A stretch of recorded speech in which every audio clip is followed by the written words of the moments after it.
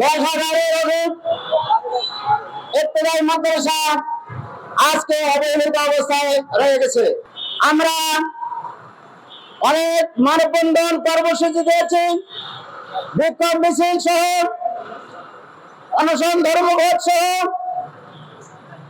এই প্রেস ক্লাবে আমরা খেয়ে না খেয়ে আমরা আমাদের দাবি জানিয়ে আসছি, কিন্তু আজ অবধি এই সরকার আমাদের প্রতি কোনো কর্ণপাত না করে তিনি আমাদের এই দেশের দায়িত্বভার গ্রহণ করে তিনি আমাদের শিক্ষা সেক্টর স্বতন্ত্র ইবতেদায়ী মাদ্রাসা শিক্ষকদের অবহেলিত রেখে আজ আমাদের ইবতেদায়ী মাদ্রাসার কার্যক্রম তো দূরের কথা, আমাদের যে দেওয়ার কথা সেটাকে তিনি বিলম্ব করছেন।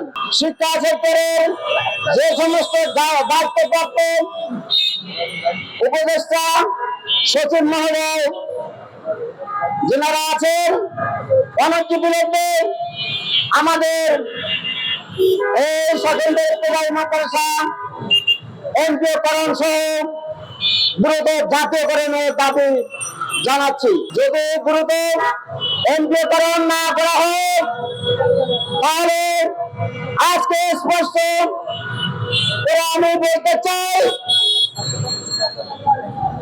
সাধারণ জনগণ, অভিভাবক, আমাদের শিক্ষার্থী শিক্ষার্থী সহ সারা দেশের জনগণকে সাথে নিয়ে ঢাকায় অবস্থান করা হবে এবং আমাদের দাবি দাবা আদায় না হওয়া পর্যন্ত আমরা এই ঢাকার রাজপথ ছাড়ব না। বিগত 3 তারিখে 3 নভেম্বর 25 আমাদের প্রধান উপদেষ্টা কার্যালয় থেকে দিক নির্দেশনামূলক একটি পত্র প্রেরণ করেছে, যেটাতে 3টি আইডিয়াম আমাদেরকে ইন্ডিকেট করে দিয়েছেন, যার প্রেক্ষিতে উনি চেয়েছেন জেলা প্রশাসকের মাধ্যমে আমাদের প্রতিবেদন চেয়েছেন। সেই প্রতিবেদনে 15 দিন পর সেই চিঠি, হুবহু চিঠি ফলো আপ করা হয়, কিন্তু সেখানে এমপিওভুক্ত করতে কি দিক নির্দেশনা লাগবে, কোন ফরম্যাট লাগবে, কোন ভাবে দিতে হবে, কোন এভিডেন্স দিতে হবে, সেটি আমাদের কোনো সুস্পষ্ট দিক নির্দেশনা না থাকায় আমরা তৃণমূলে বিভ্রান্তকর পরিস্থিতিতে পড়ে গেছি। শুধু আমরাই নই, উপজেলা জেলা প্রশাসনও এটা নিয়ে বিব্রতকর পরিস্থিতিতে পড়ে গেছে, যার প্রেক্ষিতে আমরা যেভাবে পারছি যতটুকু আমাদের তথ্য উপস্থিত আছে তা আমরা উপস্থাপন করার চেষ্টা করেছি।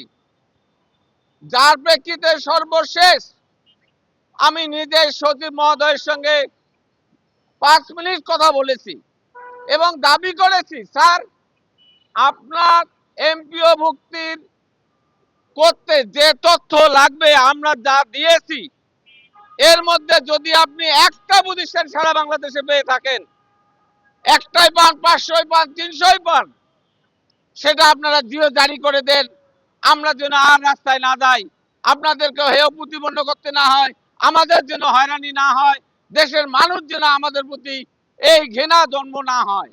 আমাদেরকে বারবার প্রতারিত করা হচ্ছে, বারবার সরকার থেকে চিঠিপত্র ছাড় করা হচ্ছে। কেন এভাবে প্রতারিত করা হচ্ছে? কোন সাংবাদিক বন্ধুগণ আজ পর্যন্ত সচিবালয়ের সচিব কিংবা উপদেষ্টার কাছে এর প্রশ্ন রাখলেন না, এর কোনো ভিডিও ক্লিপ আজ পর্যন্ত আমি পাই নাই ব্যক্তিগতভাবে।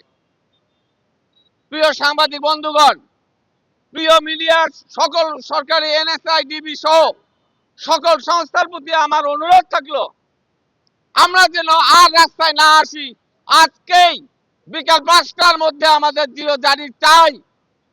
যদি আমাদের এই জিও জারি করা না হয় তাহলে আমরা রাস্তায় বসে যাব, ভোট পর্যন্ত, নির্বাচন হওয়া পর্যন্ত আমরা থাকব, যতক্ষণ পর্যন্ত আমাদের এই জিও অর্ডার জারি করা হয় নাই।